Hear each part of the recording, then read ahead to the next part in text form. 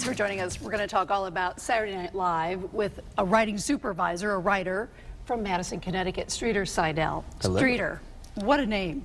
Where does Quite it come, a name. Where does it come from? You know, it's my, well, Seidel's the family last name. I got that. Yeah, Okay. yeah, and Streeter is my grandmother's maiden name. Her name was Streeter. Her last name, yeah. So you have two last names. I have two last names. Which yes. led you into comedy immediately. Yes, getting picked on, having to defend my name, make up stories about it, that kind of thing. Okay, Yeah. so you're a writer on Saturday Night Live. We all hear about the grueling process to get the stuff written, to get it on the air within a week. It's brutal. How brutal. It's bad. So how do you start a week? We start on Monday.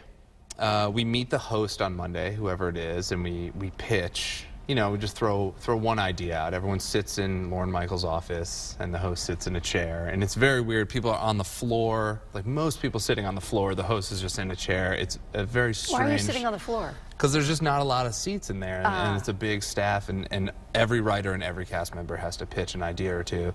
So we do that, and then Monday night you kind of make a plan about, like, okay, maybe we'll try this, you know, what's going on in the news. So ideas just fall out of your head as you're sitting there with the host? I mean... I wish. Sometimes you just get a host and you're like, oh, I know this person, I get what they can do. And sometimes you get a host and you're like, I don't really know that much about this person, or I don't know what they can do and what they can't do. And then Tuesday we come in and we start actually writing, and that goes all through the night. That goes until... So you show up at 8 o'clock in the morning? No, we show up at, I would say, around 2 p.m. Oh, okay. This is a night job. Okay. There's no day that starts before noon. All right, good to know. Yeah. So 2 all the way through the night 2 on p.m. Tuesday. and scripts are due Wednesday around 1 or 2 p.m. So it's like a 24-hour. Now, you don't have to stay up. My writing partner is Mikey Day, who's one of the cast members this season. But we're a stay-up room, so we'll just go right through. And are you ordering pizzas and things? Or what They are you bring in doing dinner. there? That's the night they bring in dinner. We get pizza around 2 a.m. maybe. It's very much like college, like cramming type environment. Is the host around for any of this, or they're just... They are? Yeah, so the host comes around Tuesday night. They've got to spend the whole night with you guys. The host goes home. So okay. you talk to the host maybe from sometime between 6 and 11. You know, sometime in there you talk to them, and they'll say, you know, you throw ideas at them, and they'll either say, oh, I hate that, please don't do that, or they'll say... Is there a lot of that? Please don't do that? They're generally pretty polite, but you can always tell when they don't like something, because they'll just kind of go like, oh. Yeah, right. Okay, yeah, okay. So Yeah. scripts are due Wednesday. Scripts are due Wednesday. We do a table read Wednesday evening, normally around 5. We read everything, but normally about 35 to 40 scripts, the full cast, the full staff of maybe 150 people crammed in the writer's room. It sounds like chaos. It's organized chaos. There's food. There's just a table full of food. People just throw the scripts on the floor when you're done with them. Sometimes if it's yours and it went bad, you'll just whip it down. And it's just absolutely trashed after just thousands of scripts everywhere, food everywhere. And then they pick the show that night. You know, you go, Lorne and... I'm a nervous wreck for you, just listening to this. You know what, it's been 4 years for me, and it's still, I still get, like, when my script's about to come up at the table read, because, you know, we've been working on it for 24 hours, and so we have a lot invested in this thing, and sometimes they just go just straight south, straight into the toilet, and you're like... So Friday, what happens Friday? Well, we do, on Thursday we do rewrites, and we start rehearsing. Friday, we'll do, sometimes if you've written something that's on film, you have to get up at like 3 in the morning and start taping it so that they have enough time to edit it for Saturday. And then we do rehearsals all through Friday. Saturday, run through everything one time, do a dress rehearsal, live show, done, 2 parties, sleep Sunday, start again Monday. What a life this is. It's quite a life. But you know, we only work 21 weeks a year. So there's 21 but they're just shows. Intense. They're intense. I think we probably work the normal amount of hours someone does over a year. It's just ours is compressed into 21 weeks. How did you end up on SNL? Well, I was a bad student who acted out a lot. I'm sure Not you can that talk to you're advocating some of that. my old teachers at Hand. You went to Hand and they'll High tell you. in Madison, yeah. I just like to goof around, and I wrote comedy stuff in college for this school paper. I started working at a website right out of college called College Humor. I was there for 8 years. Went out to LA, wrote on a sitcom that very quickly got canceled. And then Which one? Do we know it? It was called Trophy Wife. It was a really great show. It's a great show. Did you come up with that idea? I did not. Oh, okay. I was hired about halfway through the first season, and apparently it was a bad hire because they canceled it. I didn't save the show, sadly. But it was a great show. It was really fun. And then I didn't know what I was going to do, and one of my friends had been working at SNL for a while, and she, you know, I had submitted there 3 times maybe, and she was like, do it one more time. And I got through that time. What was that like? Oh my gosh, I'm going to work with all these mega watch stars. It's like you go and you are thrown in the deep end at that place. There's no like hand holding, no like, okay, let me take you through the week. Like, here's this person. It's immediately like you know, your first Monday of that first show, you're just sitting on a floor in Lorne Michaels' office, and he calls your name, and you're looking at a famous person. And Chris Pratt was the first host, was the host for my first show, and I'm like, oh, now I just have to talk to Chris Pratt in front of my heroes here, and try to make him laugh in front of this room of people, most of whom I've never met, but all of whom I know and admire. And then you're just off to the races. There's just very little time to learn it. What is funny to you? How do you write? How do you come up with a skit? Oh, man, you know, sometimes you just have just a gem. Sometimes it's just like David S. Pumpkins, is that? No, that's a labor of, that was a long night. Where did it, you're responsible in part for that. Yeah, Bobby Moynihan and Mikey Day, my writing partner, and I wrote it. And it went through just many iterations throughout the night. It was kind of in desperation it came together the way it did. Tom Hanks played along with you Tom guys? Hanks was so game, the best dude ever, as nice as you want him to be, which is kind of my, you know, with Tom Hanks, you're like, please be cool. Please be cool. Please be everything I want you to be. And then he is, and then he's even cooler than that. And you're like, oh, thank God. Did people get that? Because then it became a show, an animated show around Halloween. Yeah, yeah. I hope you got some money out of that. A little bit, yeah. Oh, good. A little bit. So you say to him, okay, tell me how this went down. A guy in an orange suit. A lot of this is Mikey Day, my writing partner, who loves crazy suits. I don't know what it is. He loves just crazy suits, and we wanted to do a Halloween thing, and we were talking about a haunted elevator type thing, and so we had written it, and there were different versions of it, and finally it was like 6 in the morning, and it just kind of came tumbling out in like a frantic dash, and then, you know, definitely was not what it ended up being at the table read. We rewrote it a ton and trimmed it down. There was a lot more like information in the first draft of it. You know what I think made it funny? Not only the fact that Tom Hanks was recurring as the elevator doors open, it's the music. The music There's is something A+. weird about that music. Because when I watched it the first time, I thought, what is going on here? But it was the music. So who came up with the music? The music is based on, I think the song is called Holiday Rap. And it was in this strange viral video called Little Superstar that I think was from a Bollywood movie. And they used this weird music. So we asked for something like that. We're like, you know, something that sounds in that world. The band wrote it? Yeah, our music director wrote it and, you know, kind of based it off that idea. And then Bobby Moynihan went in and kind of just made noises. He was going like, bow, bow, bow. And they kind of pitch shifted it and made like the little bow, bow, bow, bow, bow. That's all Bobby just doing that. So it's super weird song. All right, speaking of weird, so let's look at some of the pictures we have of you on the set. So explain what's going on here, Streeter. Let's see. This is from a sketch I wrote, I think it was called Youngblood. And there's Kenan Thompson And I'm talking to the director, Oz Rodriguez, and the bit here was that there's this kind of movie trope of like this old wise man in a park who uses chess to explain things, you know, kind of. It'll be like, you know, you want to be the king, right? But you're just a pawn. And the bit was he's trying to do that with Pete Davidson, who you can't really see there. His back is to the camera, but Pete just keeps beating him So right that's away. that's a location Yeah, shot. yeah. That's from, I think most of these pictures are from the set.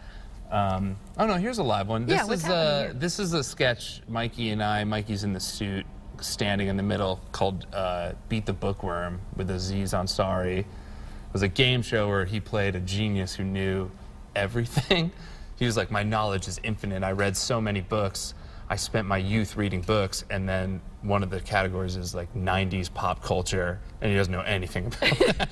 So he fails miserably at answering all the questions. So are and you? there's some of our crew. There's Wally, our cue card guy, all the love way that. to the right. There's our stage manager, Jenna. and So as Chris. the writer, you stand there and you're watching it play out to make sure it looks like you think it should look. Yeah, if you're a writer there, you produce your own sketches. You're very much in charge of it. So and responsible and answerable for it. So if anything's wrong with the set, if anything's weird about the way it's being shot, the costumes, whatever, you're gonna hear about it, and you need to defend Have you yourself. ever been reprimanded by Lorne Michaels?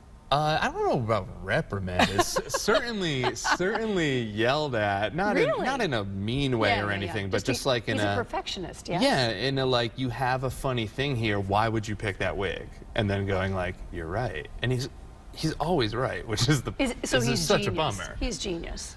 I mean, the guy has done more sketches, and he's seen more sketches than anyone Right. in history, so he knows what he's doing, you know? It's cool to just sit there and hear, because every now and then he'll just say something that you realize is so just true about how to do sketch comedy, and you never really thought about it, and you're like, oh, God, I wish I had known that from the get-go. That would have saved me so much time. Look you at know? the stars that he's launched. They all It's have their like- it's late night like talk everyone. shows. They host Golden Globes. I mean, it all starts with SNL. Yeah, he is, I think, you know, either directly or indirectly responsible for most of what comedy is today. And obviously, you know, there's people who came up separately and who didn't pass through SNL, but just a lot of people did. A lot of people went Amazing through amounts. there. Let's look at a few more pictures of what we have. All right, what's happening here? There's in the middle there in the background is John Cena. This is from a sketch Mikey and I wrote called, I think we called it The Karate Teen. And it was And like this just fell out of your head. this was one that just I had. And the idea was it's that scene in Karate Kid where he's being beaten, and then he remembers, you know, this training or whatever, and in the movie he wins. In our version, John Cena punches Mikey Day there, who's doing the kind of crane thing, and he punches him through 5 walls. Punches him so hard that he punches him out of his pants. And then the special effect on that video is amazing. It really shot him through like 5 walls into a car. All this which happening took, within a week. yeah, and Oh, that this shot was alone in like was 2 hours or something? yeah, that one shot was 4 hours, but 12 hours later it was on TV. Wow. Our editing teams are just incredible. All right, this is what's happening here. Bachelorette party. Yeah, this is a bachelorette party where Adie Bryant, whose back is to the camera there, played a grandmother who's getting remarried, and she dies because she's surprised by the strippers, but no one realizes. And so they do their dance, this kind of sexy stripper dance. Benedict Cumberbatch there and Mikey kind of dance on her while she's just getting her head kind of bopped around. I And then remember the this Chicago one. Cubs are right back there. World champion Chicago Cubs stopped by and cameoed in that one kind of last minute. So you just never know what's going to happen. Yeah, it's very weird like that. I mean, sometimes they just say, hey, the Cubs are here. And then what's happening here? This is Pete Davidson, me and Pete Davidson there. This is the last video I did last season, where it was this one where it was a rap song where Kenan Thompson is the main rapper, and he had invited too many people to come on his track. So there's a lot of rap songs where there'll be like 4 or 5 people on it, and so he's invited, and it was a full cast piece. Dwayne "The Rock" Johnson was there. Tom Hanks is in this one too, is reprising his David Pumpkins role. And this is just Pete and I trying to come up with a kind of like a little hand gesture that his character could do. What have you not done on the show that you want to do? Do you want to be a character on the show eventually? Like have someone play me? No, as you being an actor. I don't know. I Are mean, you- I think there's probably some part of every writer there that's like, I would love to, you know, do what I know I can do out there. But watching the cast, they're so good. They're just so good. And you know, there's probably like a few things I could do that they can do. Like what? Like, you know, there's probably some sketches where I'm like, I could be funny doing this voice or something. Have you I don't do told them? impressions, though. I don't. But that's not really what's more fun for me is kind of creating the world and letting these people play in it, you know, and finding what's funny about a new cast member and putting them out there with that. And there's just, honestly, the failure is less public because you fail so much there. Then when the poor cast member has to go out there and they bomb with the thing that you wrote, it's like they get blamed. And I escape the blame for it, which I is love that, except for wonderful. when Lauren Michaels calls you in and says, "Why would you put that?" Oh wig on?" yeah, no, he knows I failed, but America doesn't, you know. So, how many years do you have in you at SNL, or will you stay as long as they'll have you? I mean, I love it there. It's hard to say, you know, when I'm like, you know, 45, if I'm going to be really loving staying up for 30, 40 hours in a row. But I mean, I have a great time there. It's perfect for what I like to do. I love the people I work with. It's such a tight little family of people there, and there's no egos. There's no, like, no matter how famous or notable you are to the public, you know, once you're in there, everyone is just the same. You're working the same crazy hours. You're going through the same nonsense. You're dealing with the same, like, stresses and whatever. So, you know, someone like Kate McKinnon, who is a certifiable movie star, 2 Emmys for her work on the show, is huge. I mean, she's just on the cover of Vanity Fair, but in that environment, it's like, you know, she's dealing with the same pressures we are and going through the same stuff. And Will you all get what it is to be on a tight rope, walking with no net, Yeah. basically? Well, that's what's so fun about it, I think. And I think that's the reason it's still on the air is, as far as I can tell, it's the last place on TV where you can bomb. You can just eat it. Like, you, as a performer, as a writer, whatever, you can just fail and no one's gonna save you. They're 'Cause not it's gonna live. edit it, you know, Yeah. they're not gonna cut away. Right. They're just gonna let you bomb. They're Something not gonna, magical about that. Yeah, and there's no fake laughs. I mean, when people see the show in a sketch, when there's no laughs, it's not like they go in later and add them, which they would do on any other show, you know. They Sure. would go, or they would go, let's reshoot that part, let's rewrite it. So you can really just bomb there, and that keeps it kind of, as a writer, it keeps it exciting. As a viewer, I think it also keeps it exciting because you're kind of, everyone a little bit is waiting to see something go wrong. I think some of the funniest bits are when the main characters start laughing. I mean, they truly love find it. it funny. I love but it. I have read that Lauren Michaels doesn't like that, does not You- like it when you crack a smile. You hear that, I mean, I've never talked with him about it. You definitely hear that, like, oh, Lauren hates breaking. Right. Stay in character. Yeah, I think if someone did it on purpose to try to save a sketch that was dying, you know, because it is something that can get everyone laughing.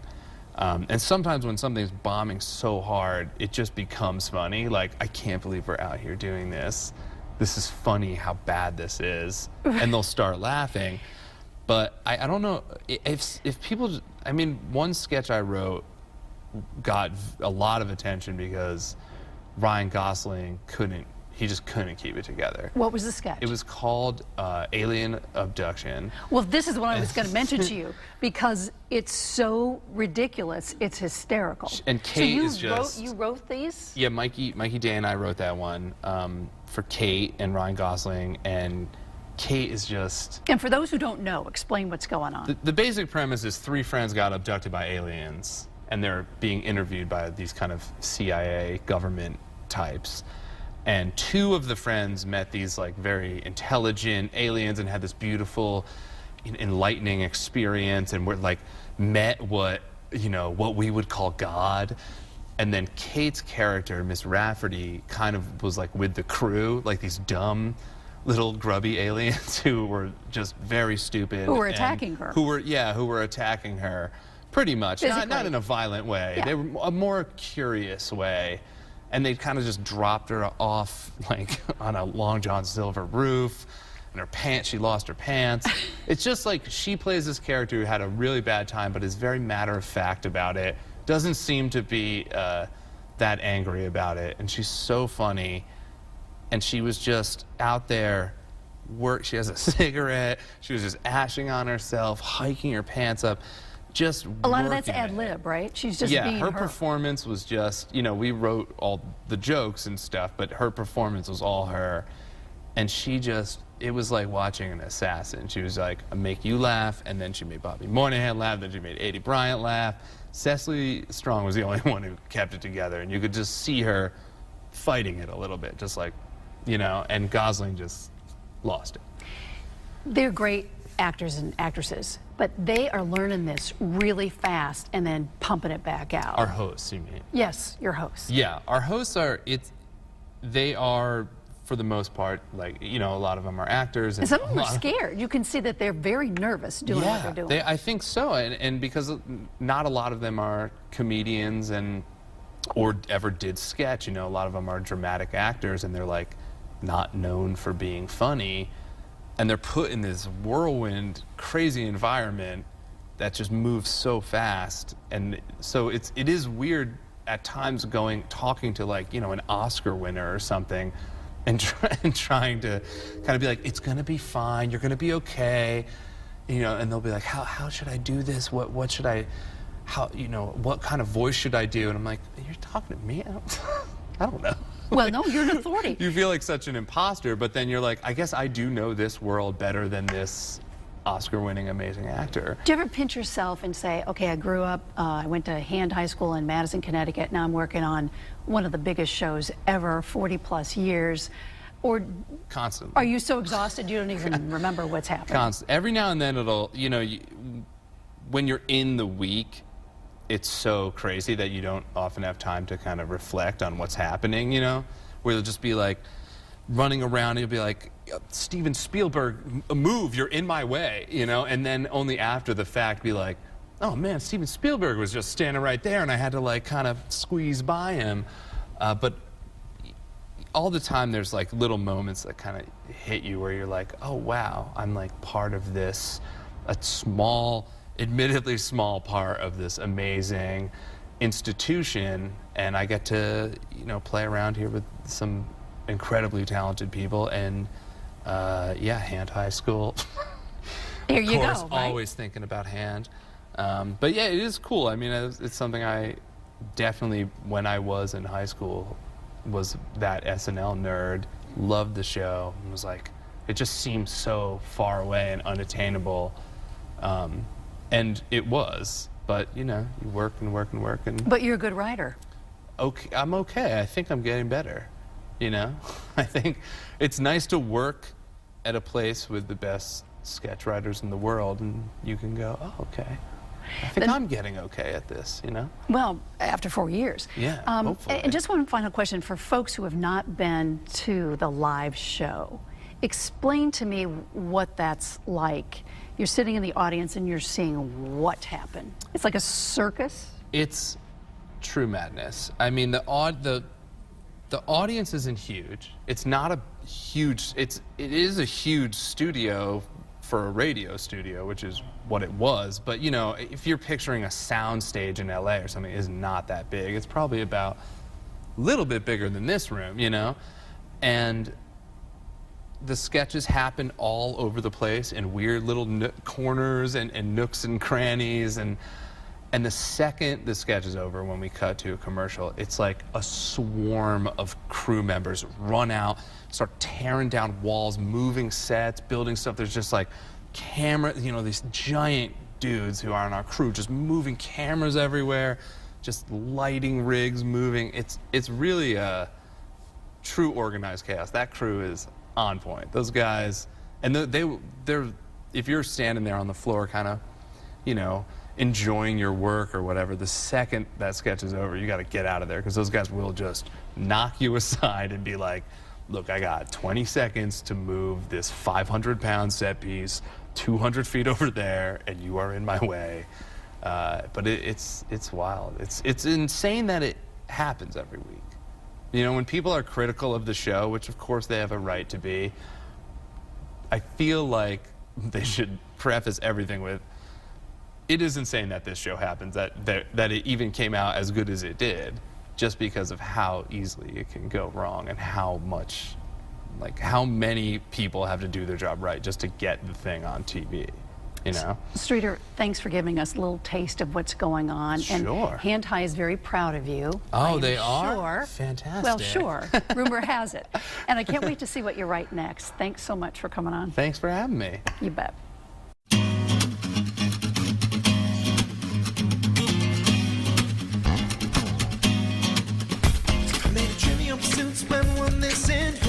Spend all night kissing and the bumper's right here, then who else is missing? Got a little sidetracked if I'm so wishing to find the keys to the door, but it's also a metaphor. Things to keep locked in the grocery store, but mine just to save time. Skip right ahead to the nice ride.